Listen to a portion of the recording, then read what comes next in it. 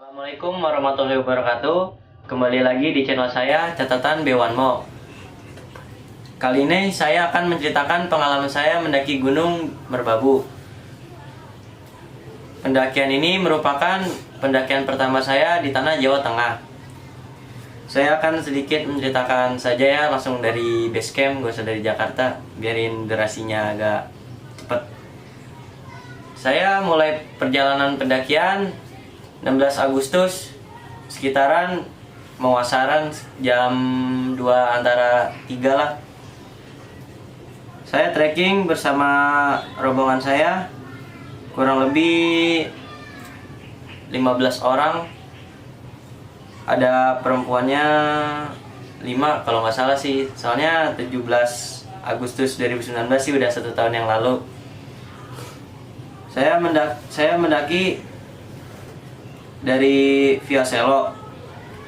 Dari base camp Paparman ya, dari Via Selo ke gerbang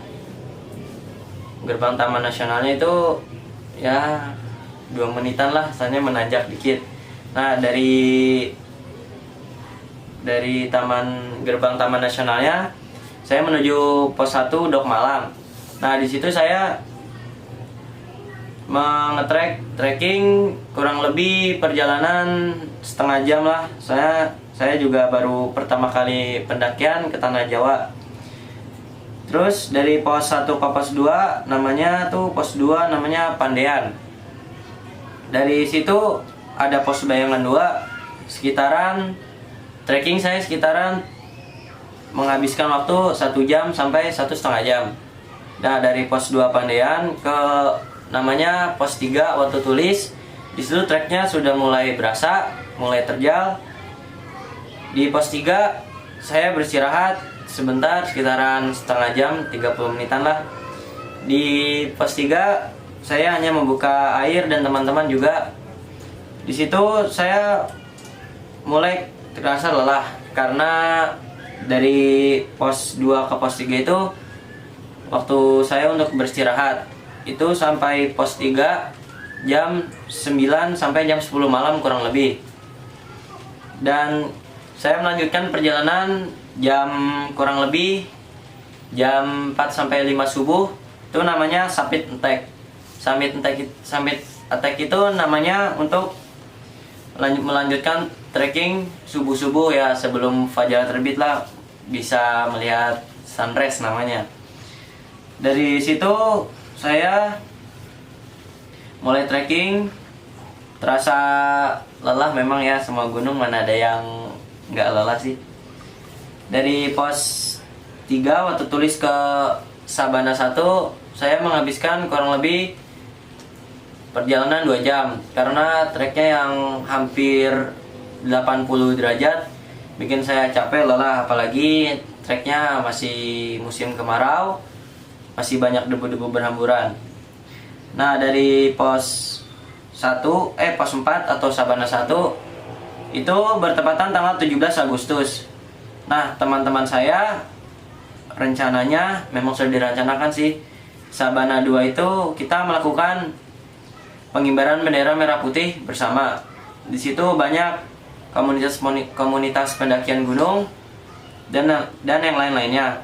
Dari pos 4 atau Sabana 1 trekking ke Sabana 2 itu menghabiskan kurang lebih 2 jam ya, karena treknya yang begitu tajam, trek panjang juga, dan lumayan ramai sih, jadinya agak ngantri sebentar.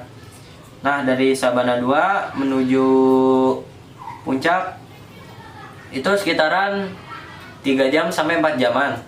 Di Gunung Merbabu terdapat 3 puncak. Yang pertama puncak Triangulasi, itu puncak tertinggi di Gunung Merbabu. Itu ketinggiannya 3169 mdpl. Nah, puncak tengah-tengah namanya puncak Kenteng Songo. Puncak Kenteng Songo ini puncak kedua tertinggi di Gunung Merbabu. Itu ketinggiannya mencapai 3142 mdpl. Nah, yang ketiga namanya puncak Syarif. Itu puncak yang agak redahan dari puncak-puncak sebelumnya itu berkisar 3119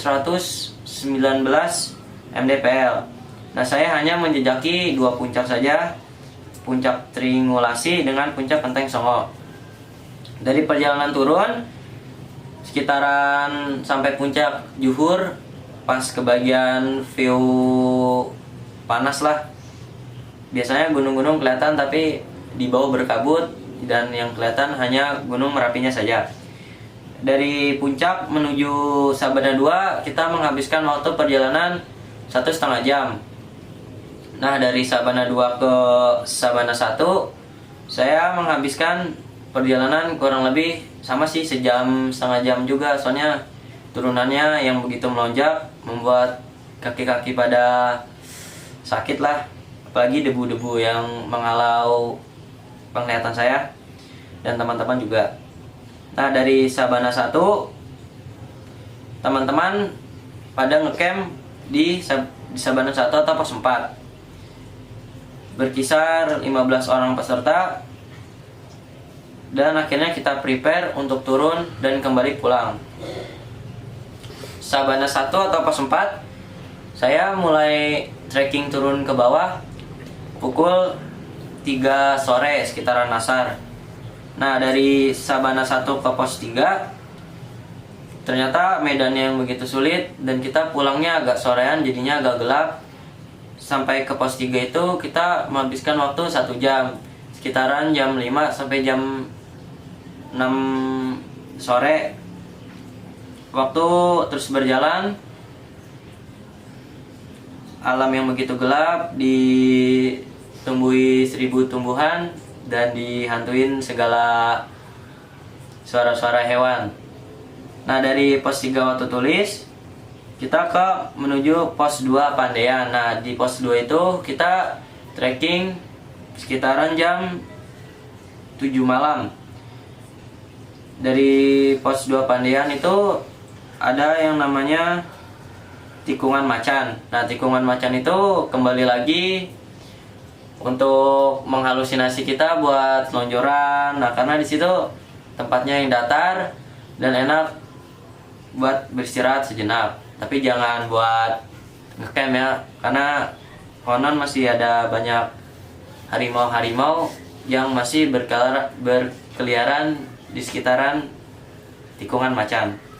Nah, dari tikungan macan kita mulai trekking lagi. Di situ saya dan teman-teman beristirahat sekitaran 15 menit kurang lebih.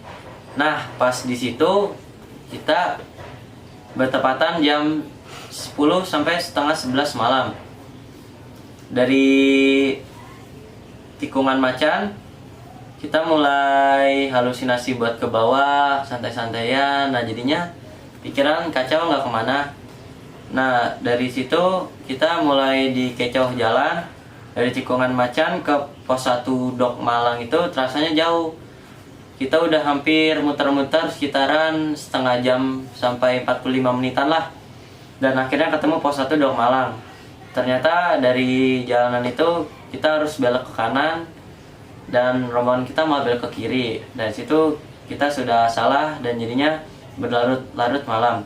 Dari pos 1 ke Dok Malang, pos 1 kan namanya Dok Malang. Nah, dari Dok Malang ke base camp Pak Parman kita dikecoh lagi dengan puluhan tikungan lah. Jadi ada banyak tikungan di situ.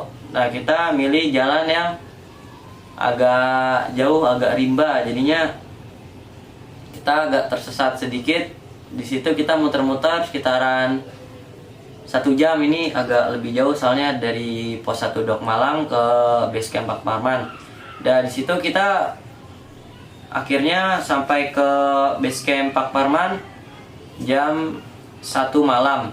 Nah, jam 1 malam teman-teman dan rekan-rekan saya mulai membersihkan diri, mandi-mandi dan santai-santai. Habis itu kita tertidur pulas di base camp Pak Parman. Dan di pagi hari kita sudah mulai packing rapi.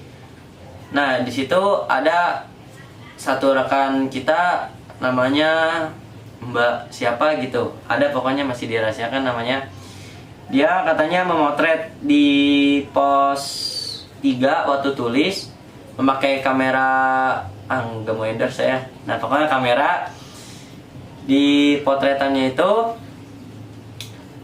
jadinya memfokuskan satu makhluk. Pasti teman-teman tahu kan makhluknya apa, malam-malam ya pokoknya semacam itu deh, saya nggak mau nyebutin.